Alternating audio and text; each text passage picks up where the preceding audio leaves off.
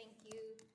Thank you, Mr. Chairman. And I want to also take a moment to say to our ranking member, it's wonderful to see her sitting in that chair.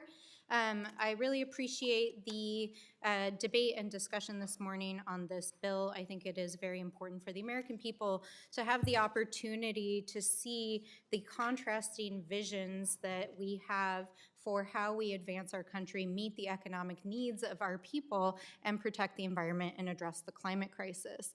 The amendment that I am offering to this bill would strike Section 307 of the ANS. And I think it's important for folks to understand, especially who are watching this, what exactly this bill is. It's been put forward as a permitting reform bill in the name of bringing down prices to address energy needs and other needs across the U.S. But what it really is a shocking grab bag of random federal giveaways to industry. Oil and gas, mining, operations associated with it. We're talking about a bill that would make vast changes to underlying environmental laws, mining laws, oil and gas laws that have developed not only over decades, but in some cases have been developed since the 19th century. Laws that we put in place here in this Congress to protect the American people from pollution, from having spaces that were sacred to our tribal nations or important to our communities be strip mined, have waste dumped into our waters, and lose really critical places for our people in so many different ways.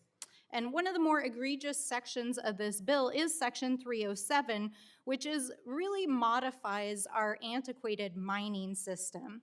So what this amendment would do is take this portion out of the bill, which would allow private corporations or entities to go onto a piece of public land.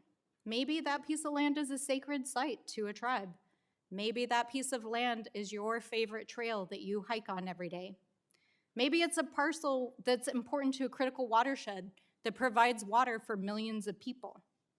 And that entity could make a mining claim, whether they found minerals there or not, and then begin to conduct prospecting, exploration, processing, discovery, development, extracting, reclamation, or any other incidental activity, whether or not there was a mining claim on that or not.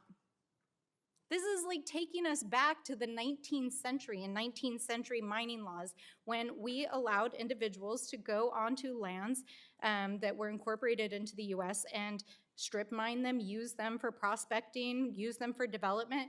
We have developed years and years of protections for our public lands because we understand that not only are they a valuable asset to us as a country, to our communities, to our environment, but because it is essential to protect these lands from development.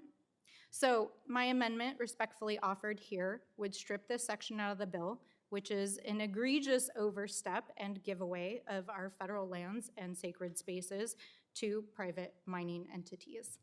And I yield back.